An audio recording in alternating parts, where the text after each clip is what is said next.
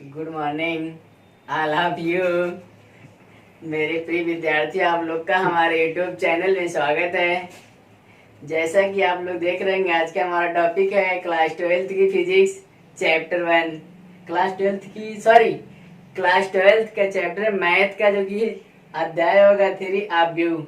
और आप व्यू का इससे पहले वाली वीडियो में आपको उसको प्रकार बताया गया था, जो कि 30 प्रकार का आप व्यू होता है। सबको आपको हमने नोट करवाया था और बोला तो स्क्रीन शॉट ले लेंगे। मेरे प्रिय विद्यार्थी जो इस वीडियो को ना देखे होंगे, कृपया करके उस वीडियो को देख लेंगे, ताकि उनको इस वीडियो में कोई समस्या ना हो। तो हमने 4 आप व्यू आपको बताया था। 5वें पे आपको आयताकार आप व्यू, रेक्टेंगुलर मैट्रिक्स। दोस्तों अब आपको बता देते हैं आयताकार आप व्यू क्या होता है। दोस्तों हम इसकी डिफिनेशन राइट नहीं करेंगे, थोड़ा हमारे पास समय का अभाव है, तो हम बोलते रहेंगे, आप उसको नोट कर सकते हैं। ऐसा व्यू, ध्यान दीजिएगा आप लोग, ऐसा व्यू जिसमें पंक्तियों तथा स्तंभों की संख्या समान ना हो, आयताकार आप व्यू कहलाता है। जैसे जैसे दोस्तों आपको हो जाएगा पंक्तियों की संख्या m, अर्थात आपको क्या बनेगा, अर्थात m does not is equal to n। m का मतलब दोस्तों होता है पंक्तियों की संख्या, n का मतलब क्या होता है, स्तंभों की संख्या। तो इसमें पंक्तियों और स्तंभों की संख्या बराबर नहीं होगा, इसलिए क्या होगा, आयताकार आप व्यू। जैसे एग्जाम्पल फॉर आप ले लेते हैं, एग्जाम्पल में आपका क्या हो जाएगा दोस्तों, जैसे इसमें 1 2 और चलिए देखिए सिंपल सी बात है, आपको यही ले लीजिएगा 1 और 2। देखिए यहाँ पर इसमें पंक्तियों की संख्या कितना हो गया है, 1 और स्तंभों की संख्या 2। अगला आपको बता देते हैं दोस्तों 1 2 3, ये भी आपको हो जाएगा पंक्ति और संख्या बराबर नहीं है। अगला आपका हो जाएगा 2 2 3 4 5 6, आपका यहाँ पर भी होगा दोस्तों। अगर यहाँ पे पूछा जाए कितने पंक्ति, तो आप कितना बताओगे, 3। क्या कि 1 2 3 पंक्ति और क्या स्तंभ होगा, 1 2 3 स्तंभ। इस तरीके से दोस्तों आपको क्लियर हो गया होगा। इसके बाद आपको अगला मैट्रिक्स आएगा वर्ग आप व्यू। थोड़ा ध्यान दीजिएगा आप लोग दोस्तों, क्योंकि इसकी हम थ्योरी राइट नहीं कर रहे हैं, केवल वाइस कर रहे हैं दोस्तों। वर्ग आप व्यू स्क्वायर मैट्रिक्स क्या होता है,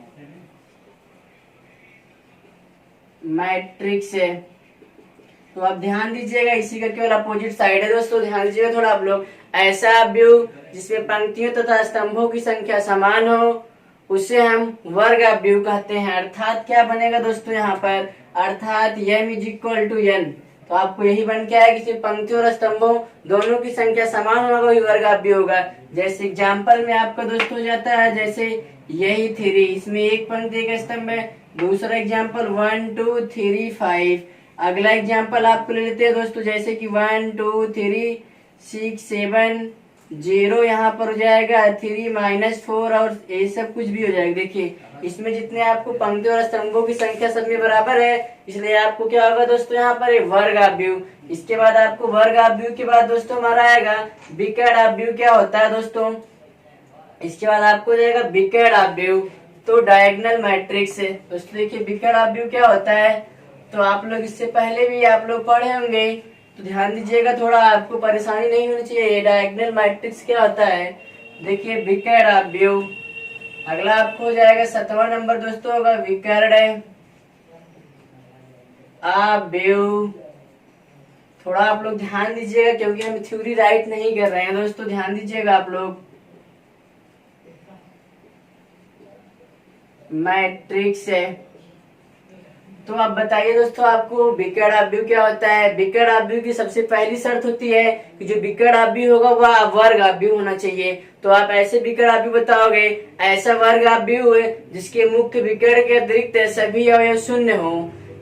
ध्यान दीजिएगा, फिर से रिपीट कर रहे हैं, ऐसा वर्ग आप व्यू है, क्या होना चाहिए, विकर्ण आप व्यू वर्ग आप व्यू। ऐसा वर्ग आप व्यू है जिसके मुख्य विकर्ण के अतिरिक्त शेष सभी अवयव शून्य हो, आपका विकर्ण आप व्यू कहलाता है। जैसे एग्जाम्पल में आपको क्या हो जाएगा दोस्तों, एग्जाम्पल में इसका क्या राइट कर देंगे आप, जैसे 1 0 0, यहाँ पर भी 0 हो जाएगा, 2 0, फिर यहाँ पर 0 हो जाएगा, यहाँ पर 0, यहाँ पे मान लो -4। तो दोस्तों आपको इसी को हम क्या कहते हैं, मुख्य विकर्ण। अब देखिए दोस्तों ध्यान दीजिएगा थोड़ा आप लोग, जो आपका यही लाइन होगा यही क्या कहलाता है, मुख्य विकर्ण होगा दोस्तों। ध्यान दीजिएगा आप लोग। अभी कहेंगे कि आप लोग सर इसको क्यों नहीं मुख्य विकर्ण कहा जाता है, तो दोस्तों आपके मुख्य विकर्ण नहीं हो सकता है। ध्यान दीजिए थोड़ा आप लोग, मुख्य विकर्ण नहीं हो जाएगा। जो मुख्य विकर्ण होता है उसमें पंक्तियों और स्तंभों की संख्या समान होनी चाहिए। जैसे कि देखिए आपको इसको हमारा A11 इज इक्वल टू 1 होगा और A22 इज इक्वल टू 2 होगा, A33 इज इक्वल टू कितना होगा -4। तो आपको वही मुख्य विकर्ण होगा, ध्यान दीजिएगा, जिसमें पंक्तियों और स्तंभों की संख्या बराबर। देखिए पंक्ति भी एक स्तंभ भी एक, इसमें पंक्ति 2 स्तंभ 2, इसमें पंक्ति 3 स्तंभ 3। तो आपको जो उसके अवयव होना चाहिए उसके बराबर होना चाहिए, यहाँ पे आपको यही होगा। देखिए अवयव समान होगा ना, पंक्ति और स्तंभ के अवयव यहाँ पे जो है तो 1 1 2 2 तो समान, इसी को विकर्ण आप भी मुख्य विकर्ण इसी को कहता है। मुख्य विकर्ण के अतिरिक्त शेष सभी अवयव शून्य। दूसरा एग्जाम्पल जैसे आपको देते हैं, यहाँ पे 1 0 यहाँ पर दोस्तों हो जाएगा 2। देखिए यही आपको क्या कहलाएगा यहाँ पर मुख्य विकर्ण। और अगर आपको एग्जाम्पल लेना, चलिए ले लेते हैं 1 0 0 0, जैसे यहाँ पर हो जाएगा 0 2 0 0, 0 0 3 0 0 0 0 6। तो आपको दोस्तों आपको यही क्या कहलाएगा मुख्य विकर्ण। अगर इसी एग्जाम्पल में आपको पूछा जाए, यही दिया गया है, चलिए अच्छा छोड़ दीजिए। अगर आपको कोई आप भी हमने ले लेते हैं एज इक्वल टू क्या हो जाएगा 1 2 3 -2 5 6, यहाँ पे -11 10 आपको -7। अगर पूछा जाए इस आव्यूह में मुख्य विकर्ण के अवयव कौन है, तो मुख्य विकर्ण के अवयव दोस्तों आप बताएंगे। मुख्य विकर्ण के अवयव, ध्यान दीजिएगा दोस्त आप लोग, अवयव कौन कौन होंगे दोस्तों। यहाँ पे 1 हो जाएगा, 5 हो जाएगा, यही आपको एक लाइन से 1 5 और -7, यही आप आंसर बता देंगे दोस्तों। अब इसके बाद आपको मुख्य विकर्ण के बाद आपका अगला आएगा आपका अदिश आव्यूह क्या होता है। तो अदिश आव्यूह आपको दोस्तों इसी के सेम भाई होगा। अदिश आव्यूह की इंग्लिश होती है स्केलर मैट्रिक्स है। तो आप देखिए अदिश आव्यूह, तो स्केलर मैट्रिक्स क्या होता है, ध्यान दीजिएगा आप लोग। ये आपका जो भी नंबरिंग होगा कर लीजिएगा। नंबरिंग तो हमको कितना था, 7 1 8वां नंबर होगा दोस्तों। कौन सा नंबर है आप लोग क्लियर कर लीजिएगा नंबर इसका, तो याद नहीं, देख लीजिएगा। अदिश आव्यूह देखिए स्केलर मैट्रिक्स है।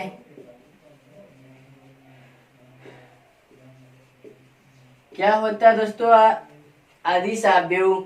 तो अदिश आव्यूह तो आपको सबसे पहले मुख्य विकर्ण होना चाहिए। देखिए तो बताओगे मुख्य, देखिए बताओगे इसका भैया क्या होता है। ऐसा विकर्ण आव्यूह है जिसके मुख्य विकर्ण के अवयव समान हो, मतलब ऐसा विकर्ण आव्यूह है जिसके विकर्ण के सभी अवयव समान हो। तो आपको देखिए विकर्ण तो आव्यूह होना चाहिए। एग्जाम्पल क्या ले लेते हैं, जैसे दोस्तों आपको यहाँ पे 1 2 नहीं 0 फिर 2 हो जाएगा, यहाँ पर भी 0 रहेगा, यहाँ पर अगर 2 है तो 2, मतलब आपके विकर्ण आव्यूह है लेकिन जो इसके अवयव होना चाहिए क्या होना चाहिए, समान होना चाहिए। चलिए दोस्तों अगला आ जाता है आपको, जैसे एग्जाम्पल ले लेते हैं 1 0 0, चलिए 3 ले लेते हैं 0 3 0, फिर अगला हो जाएगा 0 0 3। तो आपको यहाँ पर देखिए सब अवयव क्या है, समान है। तो डिफिनीशन एक बार दोबारा रिपीट कर देते हैं दोस्तों। ऐसा विकर्ण आव्यूह है जिसके मुख्य विकर्ण के अवयव समान हो, उससे हम अदिश आव्यूह कर। जैसे दोस्तों देखिए यहाँ पर अदिश मुख्य विकर्ण के अवयव यहाँ पर क्या मिल रहा है, समान रहते, इसको हम क्या कहते हैं, अदिश आव्यूह का। एग्जाम्पल फॉर आपको यही हो जाएगा। बाकी शेष सभी अवयव इसकी भी 0 होती है। फिर दूसरी डिफिनेशन बताना चाहोगे तो बताओगे ऐसा वर्ग आव्यूह जिसके मुख्य विकर्ण के सभी अवयव समान हो तथा शेष सभी अवयव क्या हो, 0 हो, उससे हम अदिश आव्यूह कहते हैं दोस्तों। इसके बाद अगला आपका आएगा दोस्तों, जैसे एक आपको पॉइंट यहाँ पर एक और राइट कर सकते हो एग्जाम्पल में 1 0 0 0 1 0 0 0 1। आपका ये भी दोस्तों क्या बनेगा, अदिश आव्यूह का ही एग्जाम्पल है। चलिए इसके बाद आपको दोस्तों बता दे रहे हैं इकाई आव्यूह क्या होता है या तत्समक आव्यूह। देखिए आपको अगला होगा इकाई आव्यूह या तत्समक आव्यूह। इकाई या तत्समक आव्यूह, थोड़ा दोस्तों ध्यान दीजिएगा, यूनिट है और आइडेंटिटी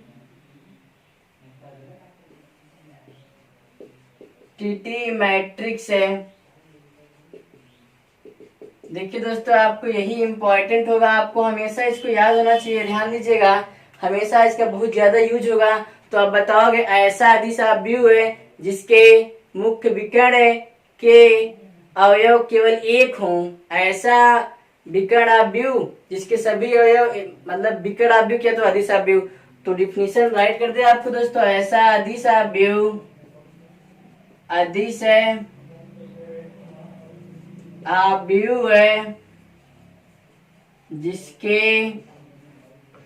विकर्ण के अवयव, विकर्ण के सभी अवयव एक हो, क्या कहलाता है आपको? इकाई आव्यूह कहलाता है। इकाई आव्यूह को दोस्तों IN से व्यक्त किया जाता है, कहीं कहीं आपको I से लिखा मिलेगा, इसी को इससे व्यक्त किया जाता है। जैसे एग्जाम्पल फॉर आपको ले लेते हैं, जैसे 1001, देखिए इसके एक है ना, तो आपको विकर्ण इकाई आव्यूह। दूसरा एग्जाम्पल ले लेते हैं 10001, देखिए आपको यहाँ पर भी होगा। दूसरा एग्जाम्पल 1000, फिर 00010000100001।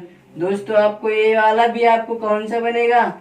इकाई आव्यूह होगा। देखिए अगर द्वि कोटि की इकाई आव्यूह है तो उसको I2 से व्यक्त कर देते हैं। I2 का मतलब दोस्तों द्वि कोटि का इकाई आव्यूह। अगर I3 होगा तो उसको 3 कोटि के आव्यूह को I3 से व्यक्त करते हैं। अगर I4 है तो आव्यूह कै कोटि का होगा दोस्तों? 4 कोटि का। इसी के साथ आपको इकाई आव्यूह खत्म होता है दोस्तों। इसी के बाद आपको आएगा शून्य आव्यूह। शून्य आव्यूह क्या होता है, थोड़ा आप लोग ध्यान दीजिएगा दोस्तों। शून्य आव्यूह, इसकी इंग्लिश होती है इम्पटी या नल। शून्य आव्यूह, शून्य आव्यूह नल मैट्रिक्स है, या वाइड या इम्पटी, कुछ भी राइट कर दीजिएगा दोस्तों, कुछ भी आप राइट करिएगा। तो आपको अधिक शून्य आव्यूह क्या होता है? ऐसा आव्यूह है जिसके सभी अवयव शून्य है, उसे हम शून्य आव्यूह कहते हैं। जरूरी नहीं है कि शून्य आव्यूह आपका वर्ग आव्यूह हो। तो उसकी डिफिनेशन क्या बताओगे दोस्तों? ऐसा आव्यूह है जिसके सभी अवयव शून्य हो, शून्य आव्यूह कहलाता है। इसको दोस्तों O से व्यक्त किया जाता है। जैसे एग्जाम्पल के तौर पे आपको हो जाएगा, ये भी एग्जाम्पल होगा, और आपको यहाँ पर भी हो जाएगा, और कुछ भी राइट कर दीजिएगा, ये भी आपको हो जाएगा, और ये सब भी आपको, सब आपको क्या बन जाएगा? शून्य आव्यूह। इसके सब इसको O से व्यक्त किया जाता है, इसे शून्य आव्यूह कहते हैं। एक बार फिर से दोबारा डिफिनेशन रिपीट कर दे दोस्तों। ऐसा आव्यूह जिसके सभी शून्य है उसे हम शून्य आव्यूह कहते हैं। शून्य आव्यूह को दूसरा एक कहते हैं दोस्तों रिक्त आव्यूह। इसका नाम ये वाला भी याद रखिएगा, इस आव्यूह का दूसरा क्या नाम होता है दोस्तों? रिक्त आव्यूह। बहुत लोग रिक्त शून्य ना कर करके रिक्त पूछ लेते हैं, वो भी सही है। रिक्त का मतलब इम्पटी, इम्पटी का मतलब दोस्तों होता है खाली। अब देखिए हम इस तीनों चारों आव्यूह को आपको एक साथ बना के दिखा दे रहे हैं इसमें। तो पहले आपको बना देते हैं दोस्तों वर्ग आव्यूह। जैसे देखिए कोई वर्ग आव्यूह हम लेते हैं, देखिए क्या हमारा यहाँ पे बनता है, ध्यान दीजिएगा थोड़ा आप लोग दोस्तों। यहाँ पर देखिए कोई मैट्रिक्स ले लेते हैं, जैसे 1 2 3 4 5 6 7 8 9, एक आपका ये आव्यूह बना। फिर इसके बाद आपको वर्ग आव्यूह के बाद दोस्तों आता है विकर्ण आव्यूह। आप लोग तो पढ़े होंगे ना, विकर्ण के अतिरिक्त से सभी 1 0 0 0 5 6 0 0, फिर यहाँ पे दोस्तों 9। इसके बाद आपको बनता है दोस्तों इकाई अदिश आव्यूह।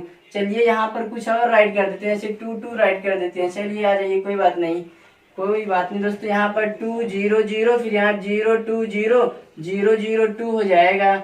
अब इसके बाद दोस्तों आपको इसके बाद जो अगला यहाँ से आएगा, यहाँ पे राइट करते हैं, वो आपको आव्यूह दोस्तों बन के आता है इकाई आव्यूह। इकाई में सभी इसके अवयव मुख्य विकर्ण के 1 होते हैं, और शेष सभी अवयव कितना होते हैं? 1।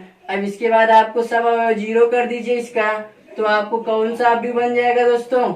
यहाँ से शून्य आव्यूह। इस तरीके से देखिए आपको हमने सब राइट कर दिया है। यहाँ पर थोड़ा ध्यान दीजिएगा, ये आपको कौन सा आव्यूह हो जाएगा? वर्ग आव्यूह, वर्ग आव्यूह। और ये कौन सा आव्यूह बनेगा दोस्तों? विकर्ण आव्यूह। विकर्ण 0 होगा, विकर्ण आव्यूह। और इसके बाद दोस्तों जो आपको आगे वाला बनेगा, ध्यान दीजिएगा थोड़ा यहाँ पर देखिए। इसके बाद आगे जो बनेगा, ये वाला कौन सा आव्यूह होगा दोस्तों? अदिश आव्यूह, अदिश आव्यूह। इसके बाद आपको ये कौन सा बनेगा? इकाई आव्यूह या तत्समक आव्यूह। इसके बाद आपके कौन सा आव्यूह होगा दोस्तों? शून्य आव्यूह या फिर रिक्त आव्यूह। और आप लोग ध्यान दीजिएगा, देखिए इस तरीके से आपको हम 1 2 3 4 5 पांचों आव्यूह एक ही में मिलाकर बता दिए। तो इस तरीके से आप लोग भी दोस्तों ध्यान रखिएगा कि डायग्राम अपने दिमाग में फीड कर लीजिएगा, तो आपको आव्यूह रटने की जरूरत नहीं होगी और आसानी से भी समझ में आता रहेगा दोस्तों। इस तरीके से चलिए आपको देखिए वर्ग आव्यूह हो गया, ये आपको विकर्ण आव्यूह हो गया, अदिश आव्यूह हो गया, इकाई आव्यूह हो गया, फिर आपके रिक्त आव्यूह है दोस्तों। इसके बाद आपको अगला आव्यूह आएगा, ऊपर त्रिभुजीय आव्यूह। दोस्तों आप लोग तो जानते होंगे ऊपर त्रिभुजीय आव्यूह और निम्न त्रिभुजीय आव्यूह क्या होता है। इस तरीके से आपको दोस्तों चलिए हम ठीक से बताते हैं और आपको समझ में भी आना चाहिए। दोस्तों देखिए एग्जाम्पल के रूप में हम क्या ले लेते हैं। दोस्तों देखिए अगला आपको जाएगा ऊपर त्रिभुजीय आव्यूह। दोस्तों 11 नंबर आपको होगा ऊपरी त्रिभुजीय आव्यूह। ऊपर का मतलब अपर हो जाएगा दोस्तों, ट्रेंगुलर मैट्रिक्स है UPER अपर, TRIANGULAR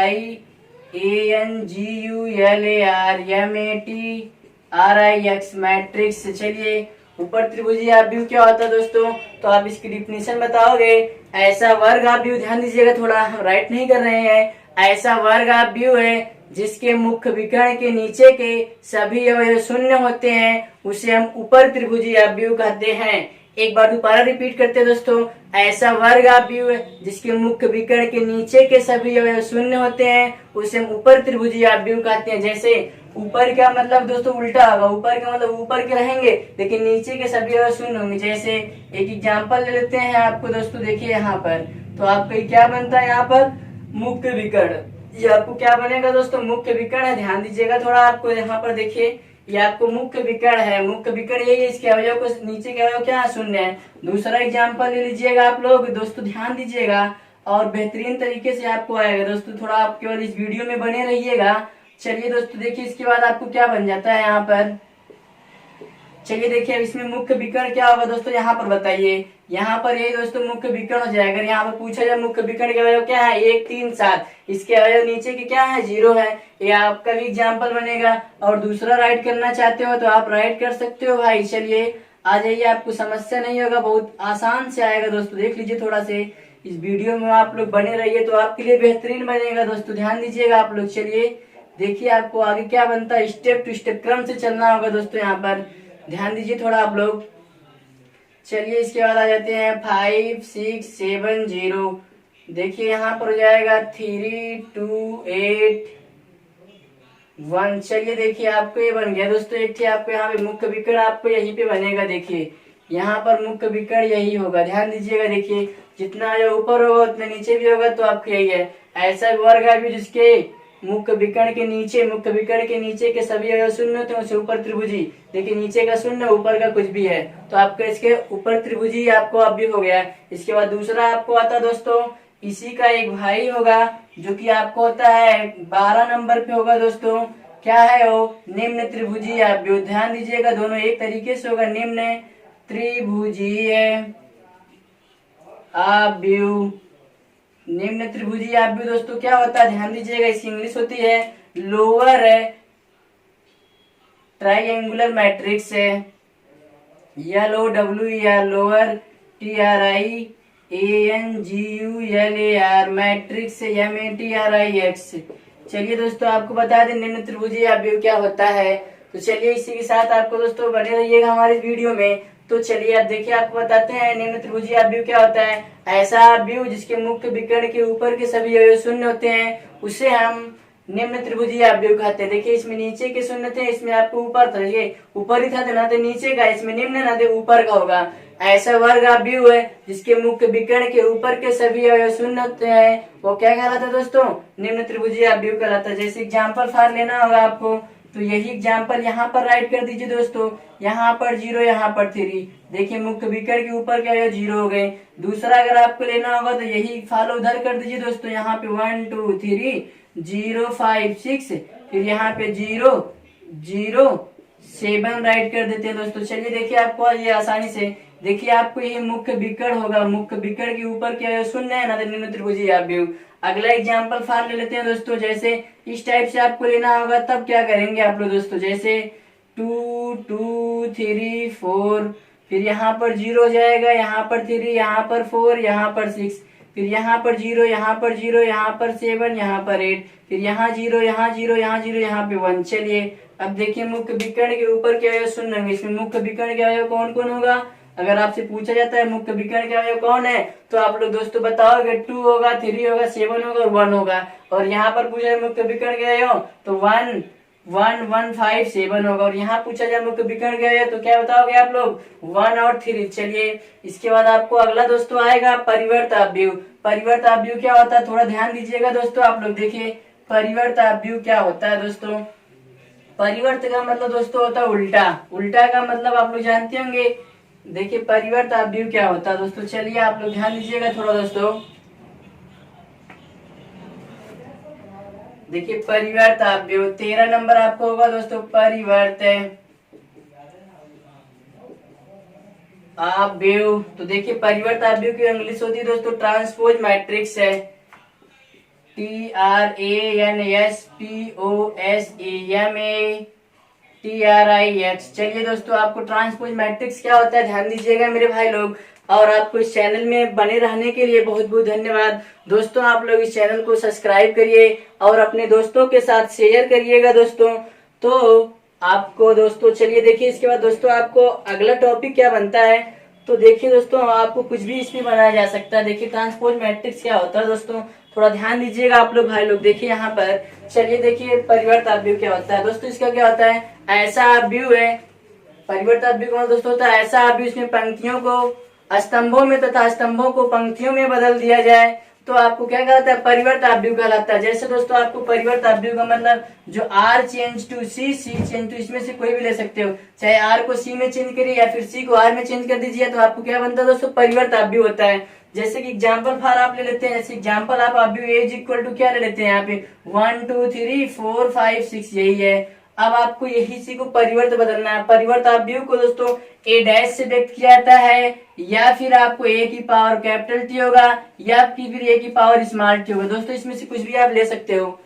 तो परिवर्त अवयव क्या होता है, ऐसा अवयव है जिसके पंक्तियों को स्तंभों में तथा स्तंभों को पंक्तियों में बदल दिया जाए तो प्राप्त अवयव परिवर्त अवयव कहलाता है। तो आपको इससे अवयव ए लिए हैं, इसका परिवर्त करना होगा दोस्तों। ए डैश इज इक्वल टू जाएगा। चलिए जो लाइन आपको ऐसे क्षैतिज में लिखा उसको खड़े में लिख दीजिए। जो ये अवयव ऐसे आपको ऐसे लिखे उसको ऐसे बना के दीजिए 1 2 3 और ये वाली लाइन ऐसे बना दीजिए 4 5 6 आपको दोस्तों इसका परिवर्त हो गया। जैसे देखिए कोई दूसरा एग्जांपल आपको लेना होगा तो आप भी बीज इक्वल टू ले लेते हैं। यहाँ पे दोस्तों ध्यान दीजिएगा 4 5 6 7 8 9 यहाँ पे 0 यहाँ पर 7 यहाँ पर 2। चलिए अब इसका परिवर्त आप भी करना होगा दोस्तों। अब क्या करते हैं देखिए ध्यान दीजिएगा थोड़ा। परिवर्त करने के लिए चलिए देखिए इसी का परिवर्त कर दीजिए। पंक्ति को स्तंभ में बदल दिया तो स्तंभ को पंक्ति में, कुछ भी करिए की बात होगा। चलिए अब की वाले को हम ऐसे बना देते, जो आपको ऊपर से नीचे लिखा है उसको भी क्षैतिज में बना दे रहे हैं हम दोस्तों। यहाँ पर देखिए जो आपको ऐसे लिखा है उसको ऐसे लिख देते हैं 4 7 0 हो जाएगा। फिर यहाँ वाला 5 8 7 हो जाएगा। फिर वाला दोस्तों 6 9 2। इस तरीके से आपको दोस्तों परिवर्त अवयव बन गया। अब इसके बाद दोस्तों आपको 14 नंबर पे आएगा सममित अवयव क्या होता है। सममित का मतलब सिमेट्रिक मैट्रिक्स दोस्तों क्या होता है। चलिए देखिए ध्यान दीजिएगा दोस्तों थोड़ा। सममित अवयव क्या होता है, देखिए 14 नंबर पे दोस्तों आपको होगा सममित अवयव। सममित अवयव, अवयव सिमेट्रिक SYMMTRIC सिमेट्रिक मैट्रिक्स है। राइट कर लीजिए दोस्तों। सिमेट्रिक मैट्रिक्स क्या होता है, तो मतलब आप बताओगे दोस्तों सिमेट्रिक मैट्रिक्स तो बहुत आसान है और आपको अक्सर इससे बहुविकल्पी में क्वेश्चन दे दिया जाता है। तो आप लोग दोस्तों ध्यान रखिएगा। आपको इसमें क्या होता है, सममित अवयव क्या होता है। तो सममित अवयव का मतलब दोस्तों होता है ऐसा अवयव जिससे का परिवर्त करने पर पुनः वही अवयव प्राप्त हो जाए तो आपको क्या कहलाता है दोस्तों, सममित अवयव कहलाता है। मतलब एक बार दोबारा से दोस्तों रिपीट करते हैं। ऐसा अवयव है जिसका परिवर्त करने पर पुनः वही अवयव मिल जाए उसे हम क्या कहते हैं दोस्तों, सममित अवयव कहलाता है। जैसे तो इसके लिए देखिए हम क्या करते हैं, आपको यहाँ से दोस्तों चलिए देखिए कोई एग्जांपल ले लेते हैं। जैसे यहाँ पर देखिए एज इक्वल टू है, यहाँ पे 1 2 3 राइट कर देते हैं और यहाँ पर दोस्तों 1 2 3 यहाँ पे 4 ले लेते हैं और यहाँ पर 5 चलिए दोस्तों ध्यान दीजिएगा थोड़ा। यहाँ पर देखिए यहाँ पर भी 5, यहाँ पर दोस्तों 6। चलिए देखिए अब इसका हमने एक एग्जाम्पल ले लिया, खुद से लिया है। आप भी ऐसे कई एग्जाम्पल बना सकते हैं, चाहे जो एग्जाम्पल हो। आपको सममित बता रहे हैं, इसकी ट्रिक क्या बनाने की देखिए तो आपको बताते हैं। पहले देखिए सममित बनता है कि इसका ट्रांसपोज करिए दोस्तों।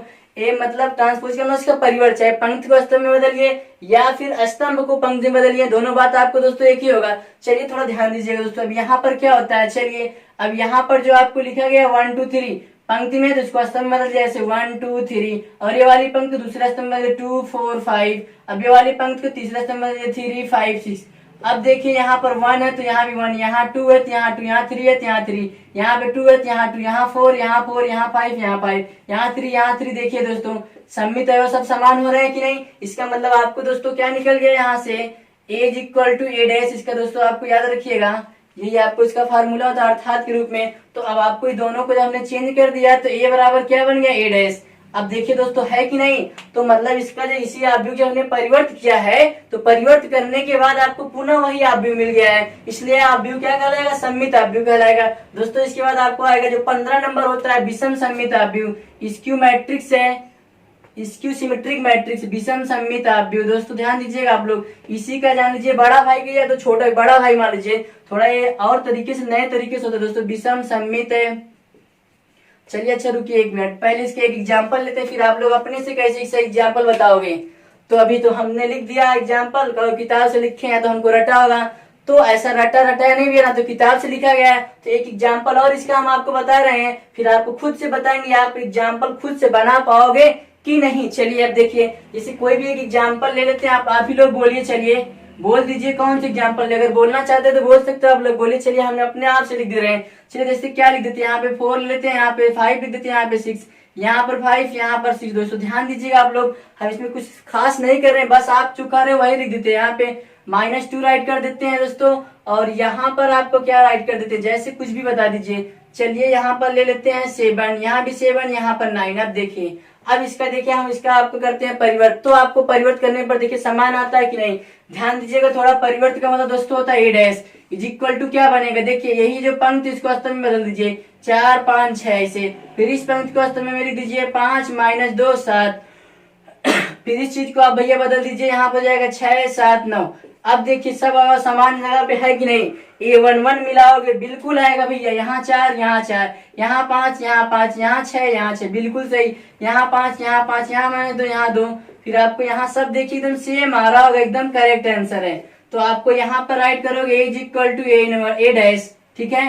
तो आपको क्या बन गया है, परिवर्त का उल्टा हुआ ना, तो आपको तो सममित आव्यूह बन गया। अब यहाँ से अब बताना होगा हमको, हमें कैसे पता लग गया कि हमारा सब जितना हम लिखते जा रहे हैं फटाफट हमारा सही होता जा रहा है। आप भी लिखोगे फटाफट तो आपका भी सही होगा।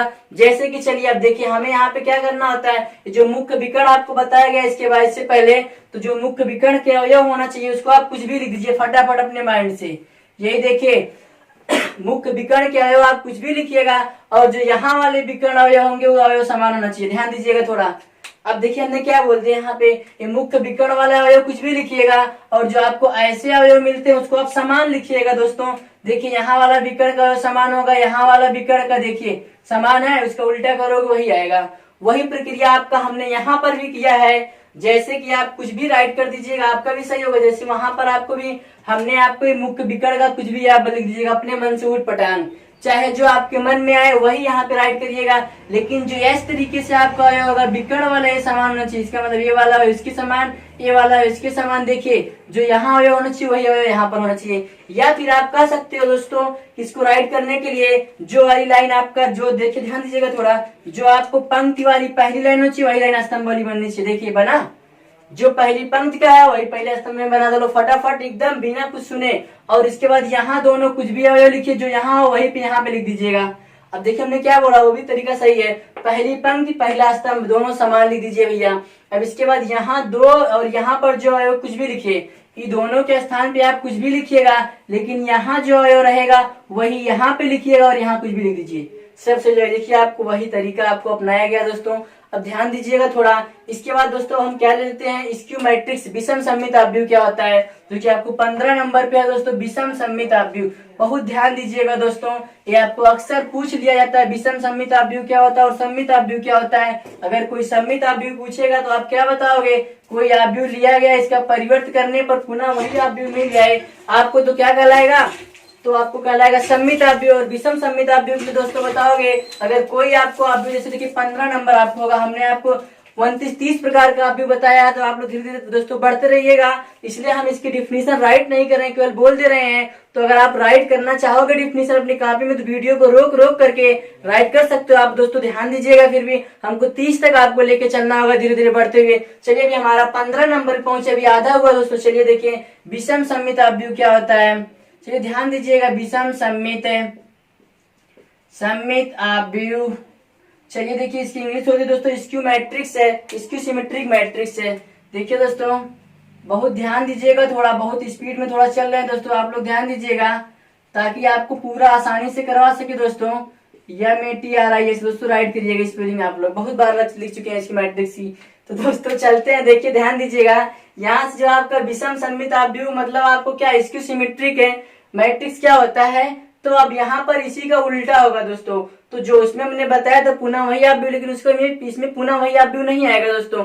इसमें जो अवयव आएगा वो इसका उल्टा आएगा, मतलब निगेटिव, मतलब माइनस चिन्ह के साथ आएगा। तो आप इसे बताओ दोस्तों, ऐसा अवयव जिसका परिवर्त अवयव करने पर उसका ऋणात्मक अवयव प्राप्त होता है। जैसे देखिए ध्यान दीजिएगा, हमने क्या बोला दोस्तों, ऐसा अवयव जैसे कि आपको कोई अवयव लीजिए उसका परिवर्त अवयव कर दीजिए, परिवर्त करने पर उसी अवयव का ऋणात्मक अवयव प्राप्त होता है। इसमें दोस्तों या फिर ऐसे राइट करिए या फिर ऐसे, दोनों बात एक ही होगा दोस्तों। ध्यान दीजिएगा आप क्या हो रहा है, देखिए यहाँ पर। तो मतलब आप क्या डिफिनीशन सुनिए एक बार फिर से, ऐसा अवयव जिसका परिवर्त अवयव करने पर उसी अवयव का मतलब पुनः उसी अवयव का ऋणात्मक अवयव प्राप्त होता है, आपको क्या कहलाता है दोस्तों, विषम सममित अवयव कहलाता है। अब देखिए इसका एग्जाम्पल क्या होता है, थोड़ा इसका एग्जाम्पल बनाने में दोस्तों टेढ़ा है, प्रक्रिया है, लेकिन फिर भी 1 मिनट में आपको टाइम लगेगा, लेकिन बता देते हैं दोस्तों। देखिए इसमें आपको क्या करना होता है, इसमें कुछ निगेटिव साइन लेनी होती है। जैसे देखिए दोस्तों आपको क्या करते हैं, जैसे कोई अवयव हम ले लेते हैं, चलिए A = कोई ले लेते हैं। पहली शर्त होता है इसका, जो मुख्य विकर्ण के अवयव होने चाहिए वो समान होना चाहिए। मुख्य विकर्ण के अवयव आप क्या रखोगे, समान नहीं, 0 होना चाहिए। जो आपका मुख्य विकर्ण का अवयव रहेगा उसको आप क्या बनाओगे दोस्तों, 0 बनाओगे। फिर भी उसके साथ चलिए अभी देखिए फटाक से आपके दिमाग में आ जाएगा। चलिए अगर हमें 2 कोट का बनाना है, 2 कोट का, या 3 कोट का बनाना है, 3 कोट का, जो भी बनाना होगा। चलिए यहाँ पे -2 रख देते हैं, यहाँ पे 2, यहाँ पे 0। अब देखिए हमें क्या मिलता है, अब इसका परिवर्त अवयव करते। अभी देखिए बनाने का तरीका क्या होता है, अभी बता रहे हैं आपको, समझा रहे हैं अच्छे तरीके से। पहले देखिए हमारा सही है कि नहीं दोस्तों, ध्यान दीजिएगा थोड़ा। अब इसका देखिए हम परिवर्त कर देते हैं। परिवर्त का मतलब A' का मतलब पंक्ति को स्तंभ में बदलिए या फिर स्तंभ को पंक्ति में बदल दीजिए। चलिए आ जाइए, देखिए अब क्या बनता है आपको यहाँ पे, सही है कि नहीं ये। चलिए देखिए ध्यान दीजिएगा दोस्तों, इस पंक्ति को हम इस स्तंभ में बदल देते हैं 0 - 2, और इस पंक्ति को इस स्तंभ में बदल देते हैं 2 और 0। अब दोस्तों इसमें से हम क्या करते हैं, कुछ करने की ज्यादा प्रक्रिया जरूरत नहीं है। तो आपका A' तो है ये है, इसमें से माइनस कॉमन ले लेंगे, -0 का मतलब 0, यहाँ पर हो जाएगा -2, यहाँ पर हो जाएगा 2। दोस्तों जब आपको अवयव का मतलब होता है कि अगर आप किसी संख्या से कॉमन ले रहे हो, मतलब आप ऋण कॉमन ले रहे हो तो सब में से कॉमन बनता है, गुणा करो बात वही है। तो यहाँ पर 2, यहाँ पर 0 बन जाएगा। अब देखिए क्या बन गया, यहाँ पर देख लीजिए, बहुत आसान चीज है। जो आपका ये चीज है लिखा यहाँ पर गया अवयव, यही देखिए सेम है कि नहीं, बिल्कुल सेम है एकदम। अच्छे से देखिए, एक बार ध्यान दीजिए। चलिए अच्छा हट जा रहे, देख लीजिए आप लोग, अच्छे से मिलाइए।